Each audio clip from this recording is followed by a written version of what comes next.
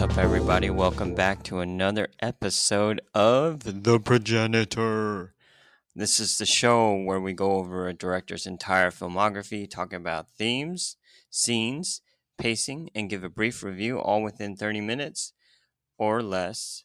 So let's get started.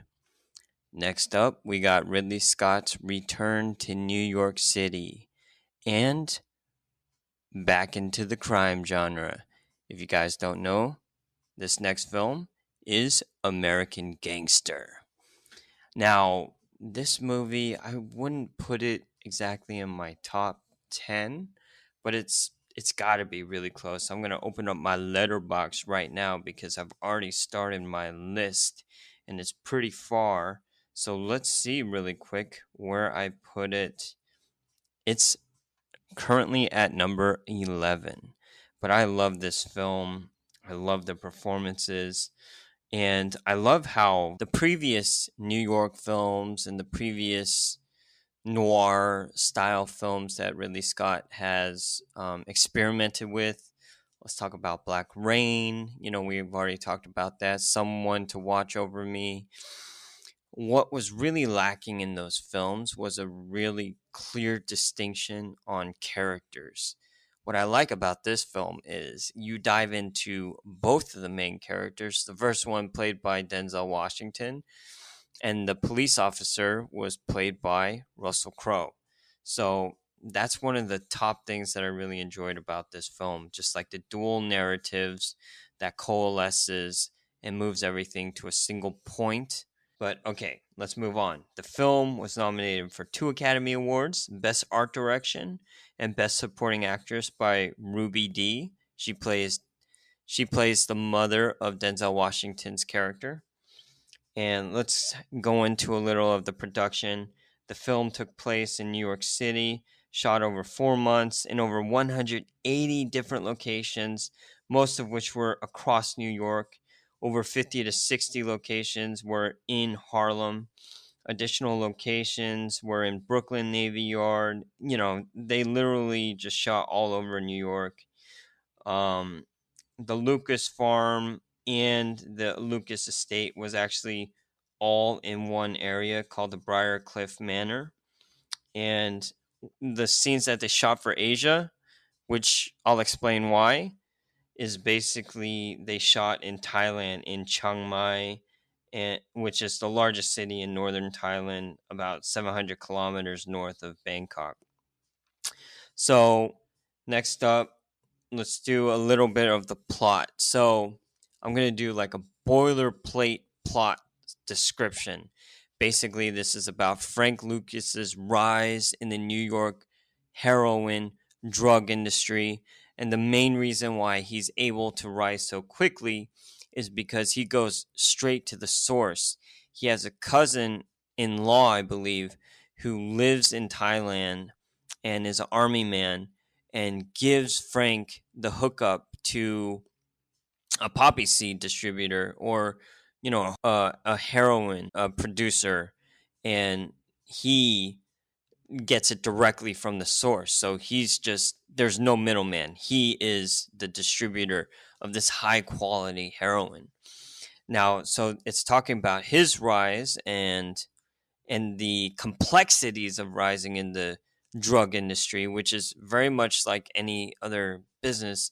You have a lot of competitors. In this case, a lot of the competitors are trying to kill him or are pissed off at him because they're taking their share and he's not sharing all the profits.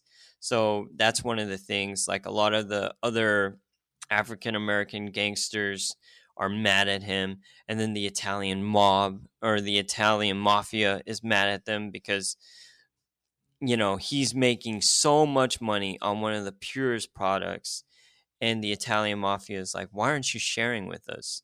We could have a much better relationship. Now, while this is going on, you have Russell Crowe's character, and Russell Crowe, he plays a police officer, and he is one of those police officers like Serpico, where he will not bow down to money. Like, he will not be on the take, but at the same time, they portray his private life as just in shambles. He's in the middle of a divorce, about to lose his kid to his wife. And there's just a lot going on with this character because Russell Crowe's character, Richie Roberts, is actually going against the police force and trying to root out corruption. And so these two stories are coming together because while he's rooting out corruption, or while he's trying to chase Frank Lucas, he finds out there's a bunch of corruption that he also wants to root out. So he's trying to do both at the same time. The crazy thing about Richie Roberts' character is he grew up with a lot of Italian mafia guys, like maybe in his school or something, or he's married into their family. One of those two, but he's very close to a an Italian mafia member, and so that kind of ruins his custody battle. And at the same time, it's just this epic story about these two guys that are just great at their jobs, one at breaking the law and one at enforcing the law, and how their lives intertwine and everything in the middle. Their personal lives are battlegrounds and their private lives are battlegrounds. So it's just very epic. And yeah, okay. So let's move on. Let's talk about the cast and the crew. So we'll start with the crew. We all know Ridley Scott, produced by Ridley Scott and Brian Grazer. Brian Grazer, he works a lot with Ron Howard, for example, A Beautiful Mind, Cinderella Man, The Da Vinci Code. He also made Inside Man, which also included Denzel Washington. So, and A Beautiful Mind, Cinderella Man, those both had Russell Crowe. So already you kind of have these established relationships. Then the film was written by Steven Zalian, who wrote Hannibal, Schindler's List, Gangs of New York. It was based on an article, The Return of Superfly, by Mark Jacobson. This film was shot by, the cinematography was by Harris Savides. He actually passed away a little after this film. He shot films like The Game, Zodiac, The Last Days by Gus Van Sant. Just really stark, dark colors, autumnal, dark browns, very, very shadow, chiaroscuro lighting, those kinds of. He goes for a certain dark mood, and this film is actually quite beautiful in terms of cinematography. Film was edited by Pietro Scalia. We'll get into the collabs later, but Pietro Scalia, he has definitely already edited a bunch of Ridley Scott films leading up to this, including Gladiator and Black Hawk Down. And then you got music by Mark Strettenfield and production design by Arthur Max. Yes, we are talking about Arthur Max again. We spoke about him the past two movies, especially his Ridley Scott's epic films like Gladiator, Black Hawk Down. Now let's move on. All-star cast. We got Denzel Washington. As you guys know, Man on Fire, Malcolm X, a bunch of Spike Lee movies. He's great. And, now he's like Anton Fuqua's like go-to guy, Equalizer, which I loved. You got Russell Crowe. What can I say? Gladiator. We'll get into collabs because he has been working with Ridley Scott on a few films already. You have Chiwetel Ejiofor. He's been in a bunch: Inside Man, Children of Men, 12 Years a Slave. You got Josh Brolin as a corrupt cop who's a big dick who Richie Roberts is trying to pin down. As you know, Josh Brolin, No Country for Old Men, Goonies, W. You got Ted Levine, Silence of the Lambs, and you just have a bunch of great character actors. You got RZA, the rapper. You got Ruby Dee. She was nominated for this film. And Cuba Gooding Jr. You got Armand Asante. Yeah, he was in 1492. Now you see him back. You even have Idris Elba. It's just, man, this cast is stacked pretty much. So let's talk about Ridley Scott collabs. Okay, you got Steven Zalian, Mark Strattenfeld, and Armand Assante. This is all their second films with Ridley Scott. You have Russell Crowe. This is his third film with Ridley Scott. What are the other two? The other two would be Gladiator and The Good Year, which we've already talked about. And this is the fifth film by Pietro Scalia and Arthur Max. Ooh, look at that. I started researching Arthur Max. So, Wife's Corner, she enjoyed this film and she was glad there was not too much killing. Now, one thing I want to bring up in terms of this film and in terms of just like watching a film with heroin in general, if you see Requiem for a Dream, that last part of that film, that is some visceral nonsense. Just like it's a good movie, but it's a hard to watch movie. For me, it's really hard to watch someone injecting something in their arms. You know what I mean? I just and when you know that it's a drug and they're gonna get high off of it, it just kind of blows my mind. And I always wondered, like, what are they injecting? I still don't know. It's probably just like water or some vitamins or something. But yeah, it always.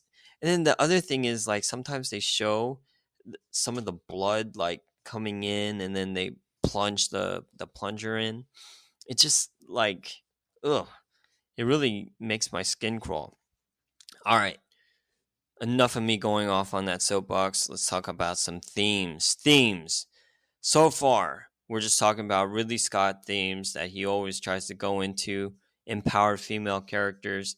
This one, not as much in this film, but there are very powerful female characters in it. You have Ruby Dee, who plays Frank Lucas's mom, and she's very powerful. She's like, I raised all y'all. Y'all can't lie to me. She's got like five, I don't know, 7, 8 kids, and they all join the drug business. And at first, she's really happy that Frank is making so much money and he's sharing with his brothers. And she doesn't ask that many questions, but she knows something's going on. And then she finds out that cops are after him and Frank has like threatened cops. And she's like, don't you dare lie to me. Don't be stupid. Don't F with the cops. She's really cool. On top of that, you also have Richie Roberts' wife, who is in a custody battle, and she's played by a wonderful actress, Carla Gugino, or Carla Gugino, or Carla, yeah, just say Carla G. And all she wants is for her husband to just be straightforward with her and not lie to her because their relationship already has fallen apart. And she's just like, dude, if you were just honest with me, we wouldn't have to go through this whole custody battle. Because at the end of the film, Richie Roberts relinquishes, his custody over his kid. So he pretty much just has like normal visiting hours. But we'll talk about some of the truth and fiction of this film. During this time in the actual Richie Roberts' life, he didn't have a kid, based on Wikipedia. So yeah, let's continue. The only way to survive is to adapt. Ding, ding, ding. So Richie Roberts has to adapt to the corruptness of the police and to the corruptness of the criminals. And pretty much he's like on a lower rung of federal, and everyone is trying to like get him out of the way. And no one believes that an African American can be the top dog of the drug trade. So he's like combating all of this, and he's adapting and trying to learn about Frank Lucas as much as he can to get into the head so that he can more effectively manage his position and get Frank Lucas, pretty much. Nature space is a hostile and uncontrollable environment. In this case, New York City, yes, and Thailand. Because when you go to Thailand, when Frank Lucas goes to Thailand is negotiating with a Thailand warlord, yeah, that's dangerous. If you go down the block of Harlem during that time and you have like a threatening pose, you better be careful who you talk to. Yeah. So in this case, and even with the police, if you don't know what side or where their allegiance stands, that is pretty hostile, if you ask me. Age does not mean a thing. This one, ding ding ding. This one is a little different in this film because most of the characters are pretty much the same age. So actually, maybe it's not a ding ding ding. I might have to reverse that. Do not trust rich people. Ding ding ding. All these gangsters, all they want is money. Like that's why they're selling drugs. They're making money, and this is always tied with money is coveted. And so it's just basically everyone is trying to get money the best way they know how to do it. And in this case, Frank Lucas is a drug dealer. And in Richie Roberts' case, he will not be corrupted by money. So he is ostracized by the entire police force. So, like in that case, Richie Roberts is just trying to do his job. Everyone is trying to do their job, but Richie Roberts is not putting the money above his honor, I guess you could say. But let's move on. Happy wife, happy life. Yeah, if freaking Richie Roberts hadn't been like, if he hadn't had a side chick, he wouldn't have a custody battle throughout this entire movie. But this is a movie, and it turns out like the movie was only like 20% true, and part of that percentage is the names are pretty much real. Um, there was a lot of like lawsuits based on this film, so it is not completely true.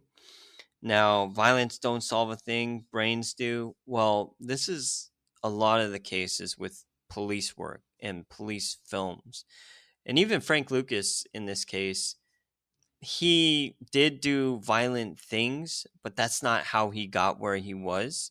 He learned from his original boss, Bumpy Johnson, and he learned how to put the customers above. And Bumpy Johnson used to bring turkeys out to the streets and like throw them out to everyone on the streets so that all the families in Harlem could have like turkey, based on this film at least. So you have that. There's a inherent distrust of authority, ding ding ding, throughout the entire movie. Ri- Richie Roberts distrusts like cops because a lot of them are corrupt and taking money from gangsters and mafia people. And at the same time, if you're a drug dealer, can you trust other drug dealers? No. Like Frank Lucas has a problem with Cuba Gooding Jr.'s character because Cuba Gooding Jr.'s character is repackaging drugs and putting them under the Blue Magic label, and it pisses off Denzel Washington. So they have like this conversation, this really cool, like really threatening conversation between, I think his name is Nicky Barnes and Frank Lucas. I hope I got the name right. Let's move on. Do not trust robots and androids. And there's no robots or androids, but they will show up soon. The afterlife slash death. That not so much in this movie, but as I mentioned before, it's drugs, man. There's always people overdosing in these films, and it's terrible to see. And then you just see them lying there with like the needle stuck in their arm. But this film isn't really talking as much about mortality as a lot of the later films. I think Ridley Scott definitely likes to look at mortality when it comes to the sci-fi films, because when you look at sci-fi, you can definitely look at you can ask these creationary or what happens after death kind of questions. But when you're trying to make a film about like reality, you can't really dive into those kinds of themes as much. So unless you're Gladiator, right? Unless you're Kingdom of Heaven and you're asking these kind of questions about faith and what happens when you die. Because Gladiator definitely has like this Elysium idea, right, where you're walking through the fields, and even with Kingdom of Heaven, there's a bit of that idea. And then he freaking made a Moses movie. So there are these ideas throughout his films, but definitely not as much in this movie. So, next up we used to do shots, but I'm doing scenes now. And any scene where you have Denzel Washington is a kicker, right? One of my favorite scenes is at the beginning or near the beginning. Bumpy Johnson dies, and Idris Elba plays a rival gangster, someone who is supposed to come up and basically, like, Frank Lucas walks up to Idris Elba's character and is like, "You owe me money," right? And Idris Elba's character is like, "Dude, seriously? We're on the street. What are you gonna do? Shoot me?" Frank Lucas pulls out a gun and just shoots him in the head. Freaking really cool scene. The best scene overall, in my opinion, is the last shootout in the projects, pretty much, and the cops have found Frank Lucas's all of Frank Lucas's you know Frank Lucas's main distribution center, and all of Frank Lucas's like cousins are there and brothers are there, and they're like packing up all this blue magic heroin, and Chiwetel Ejiofor is trying to run away, but Richie Roberts is right behind him. It's just so kinetic. It's so well paced, and it's so epic. That is the best scene. Then you have these little mini scenes with Josh Brolin, right? And his car blowing up, and there's like a turkey somewhere. It Oh, I didn't even get to talk about Armand Asante. Armand Asante has one scene. That's it. And he plays this Italian mafia gangster. Hold on, I'm going to look up the name right now. Dominic Catano. And basically, Frank Lucas goes to visit Dominic in his mansion. And Dominic is just like the coolest mother effer like ever, and he's just having a meeting with Frank Lucas. Like, why aren't you sharing with us, man? Like, things could be better if we worked out a deal amongst each other, but you're taking all the profits and you're not giving us anything.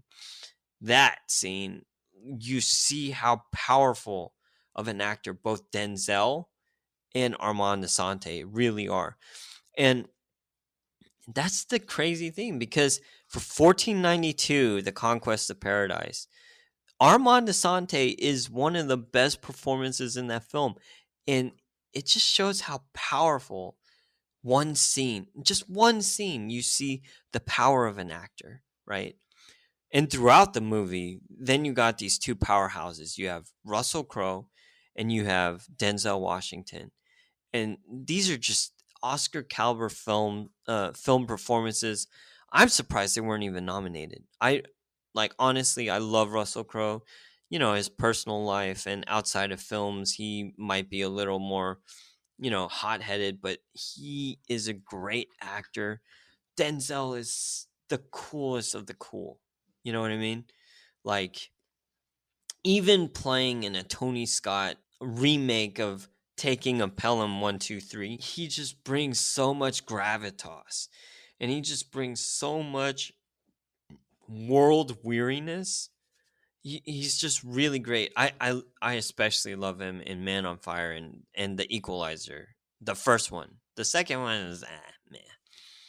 But anyways, so those are my all-time favorite scenes. There's one of the things about Denzel in this film is he plays flashy, but he also has like this quiet stillness to him, and it's so threatening and imposing. But at the same time, he has like this very charismatic husband kind of thing, because he meets this model who becomes his wife. And one of the reasons Richie Roberts finds out about Frank Lucas is because Frank Lucas's wife buys him this huge chinchilla coat, and he wears it to this boxing match. I think it's Ali versus Frazier. I don't remember. And pretty much he's sitting in the front, with all the head gangsters and stuff. And he's like the flashiest one. And then so afterwards, he finds out that he's got heat on him. So he throws that jacket in the fire, and his wife is just like crying and shit. So, oh man, this movie, listen, top 11. That is not bad. It is a really good movie. You're contending against even like The Martian, which we're going to get into. The Martian is number 10 of my top 10. And like I said, at the end of this entire series, we are going to, you know, I'm going to give my overall rating of all Ridley Scott films. But yeah, so overall, this is a film that you need to see. It is epic. It's got a pretty good, like, original soundtrack. It's got a very good soundtrack in general. And I believe Jay-Z just made an album called American Gangster for this release. And again, don't go into this looking for the absolute truth of who Frank Lucas is and who Richie Roberts is, because you're not going to get that. This movie is a fictional retelling, um, and it goes into a lot of areas that a lot of these crime movies go into, but it's so well done.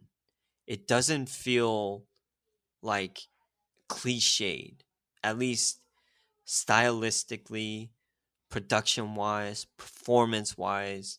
There's just so much going on in this film. I love it. All right. So that is American Gangster. Next up, we got a really interesting film. We're going back to the Middle East. And if you guys know, we're going in order. So the next film is Body of Lies. I do not know where it's streaming, but I had the Blu-ray. I actually sold it. But I ended up buying it on Apple TV. It was $14.99, but sometimes they have it on sale with Three Kings as a bundle package for $14.99. I did not buy it that way, but you should pick it up. It's got Russell Crowe, it's got Mark Strong, and it's got Leonardo DiCaprio. So if you're a fan of any of those people, or if you're just a fan of Ridley Scott, pick up this film. It's a fun romp. Hope you guys tune in next time, and we'll talk to you soon. All right, thanks guys. Bye.